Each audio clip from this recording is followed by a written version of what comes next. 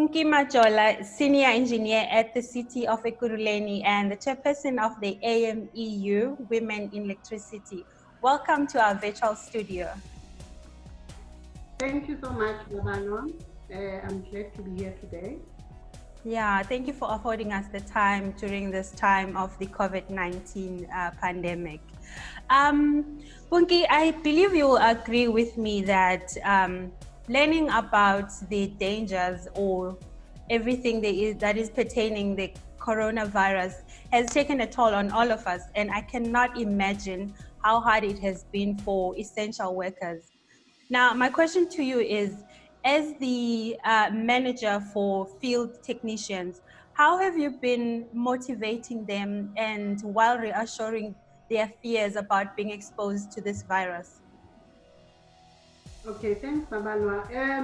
In times of crisis, it's important that management ensure that they communicate to their team members. So what we have done is to ensure that we have printed the World Health Organization information, put it around the lockers in terms of giving the staff more information in terms of the virus, how long it stays on the surfaces, because our guys are on the road, they go into customers' houses.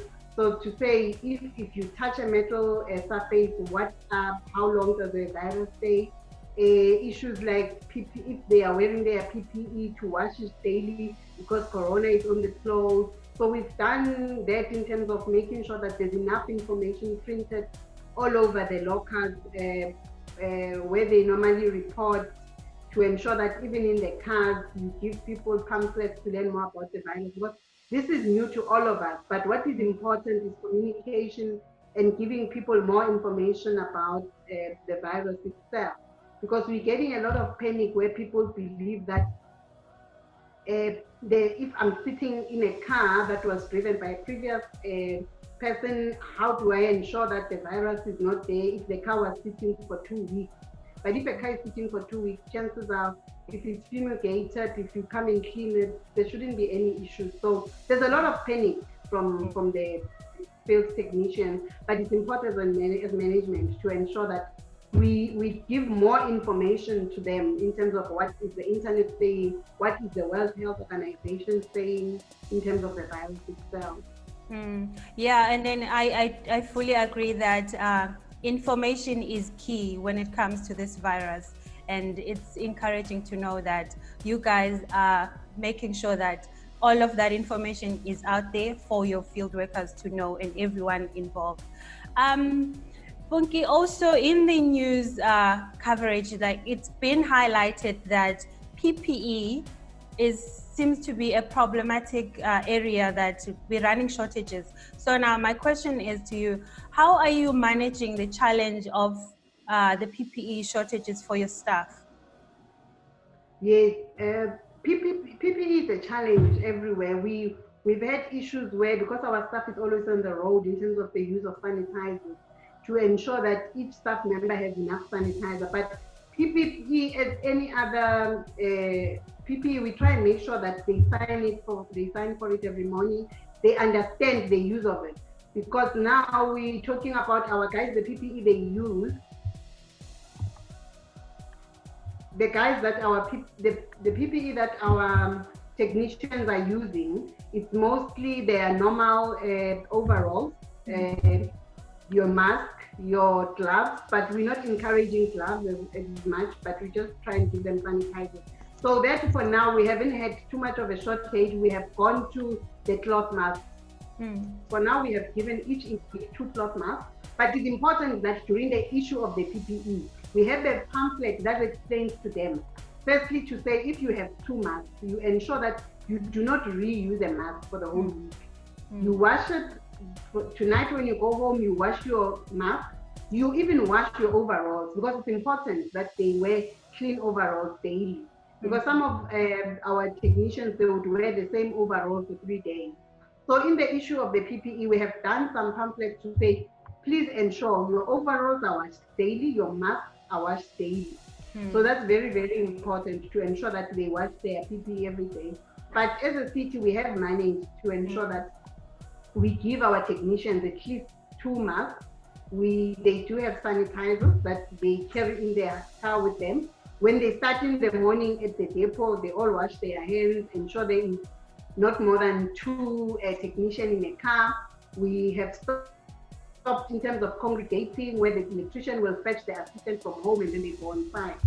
So PPE, I must say, the city has managed to ensure that the electricians and the technicians have sufficient PPE. Oh, well, Punkie, it sounds like you've got a handle on that.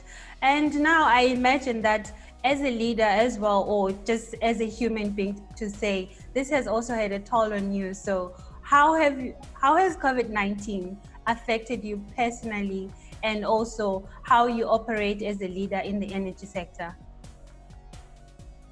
In the energy sector, it has really affected us, because in the fields where there is a lot of, where we have most of our guys that is on site, you can't have your daily meetings that you would have, because in the morning, the supervisors would sit with their assistant to explain how work is going to carry out for the week, to have weekly meetings. But if you look at your general assistant in terms of PT, they don't have PT. So you can't have your teams meeting with your general assistant or electrician, because those are people who are not computer literate. So that is taking a toll in terms of having your daily tool talk. Because normally in the field, the supervisor must have a toolbox talk daily in terms of the risk assessment as they go on site. That has affected, the COVID has affected your daily toolbox talk. But for managers we are using Teams. We have Zoom, where we can sit weekly to discuss what are the issues around our staff down on the ground. In terms of personality from home, it does take a toll, because when you have some sort of a routine, when you know that you go to work from 8 to 4, now you are at home, then you have the kids that you are trying to assist in terms of being an employee and being a mother, ensuring that they are attending to their work. I mean, my son the other day had a class at 9 o'clock. He decided he's going to go into bed, missed the whole class. He slept throughout the class. So even on the kids, it's difficult, because they are used to having a teacher in front of them telling them. But if the teacher is not there, he decides, hey, I'm going to take a nap. The next thing, he takes a nap for the whole day.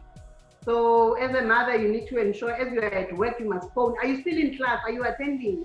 Have you done homework? So it becomes a bit difficult if you are an essential worker, because now the kids are at home. As essential workers, we are supposed to be at work, but at the same time, you still need to ensure that at home the kids are doing their homework and they are still carrying out the activities handed out to them.